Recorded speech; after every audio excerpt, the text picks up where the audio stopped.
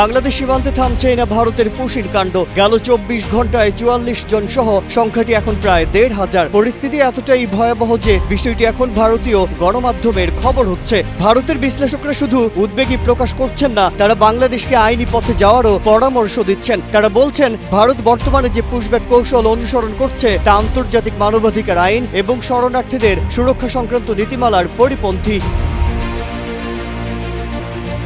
ভারতীয় বিশেষজ্ঞরা দেশটির গণমাধ্যম স্কলকে বলেছেন ভারত অতীতেও পুশব্যাকের নামে বিদেশিদের সীমান্ত দিয়ে অন্য দেশে ঠেলে দিয়েছে, তবে ভারত কখনো এটিকে নির্বাসনের কৌশল হিসেবে গ্রহণ করেনি। এবার যা করা হচ্ছে বিশেষ করে বাংলাদেশের ক্ষেত্রে।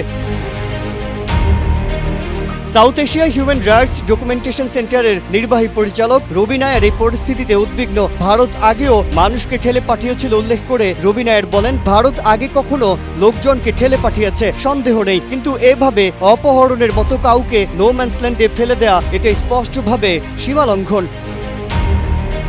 ইন্ডিয়ান এক্সপ্রেস জানায় ভারত পাকিস্তানে অপারেশন সিন্দুর অভিযান চালায় 7 মে। তারপর থেকে 2000-এর বেশি মানুষকে বাংলাদেশে ঠেলে পাঠানো হয়েছে।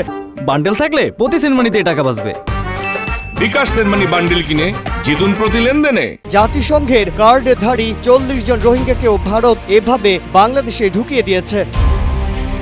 পুশিনের ঘটনায় সবচেয়ে বেশি উৎসাহী আসামের মুখ্যমন্ত্রী হিমন্ত বিশ্ব শর্মা। তিনি গেল সপ্তাহে বলেন, আর সুপ্রিম কোর্টের অনুমতির জন্য অপেক্ষা নয়, এখন থেকে 1950 সালের অভিবাসী আইনের অধীনে যে কেউ পুশিন করতে পারবে।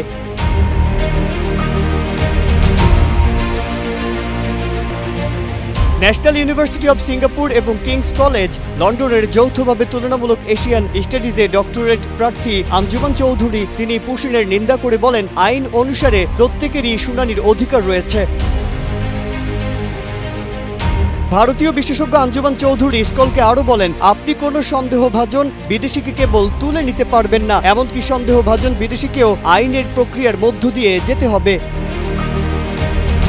বাংলাদেশও মনে করে ভারত তাদেরই নাগরিকদের ঠেলে পাঠাচ্ছে। এর প্রতিবাদও জানিয়েছে বাংলাদেশ। স্বরাষ্ট্র উপদেষ্টা মোহাম্মদ জাহাঙ্গীর আলম চৌধুরী বলেছেন, আমাদের দেশের নাগরিক যদি অন্য দেশে থাকে তাহলে অবশ্যই ফেরত নেব, তবে তাদেরকে বৈধ চ্যানেলে আসতে হবে।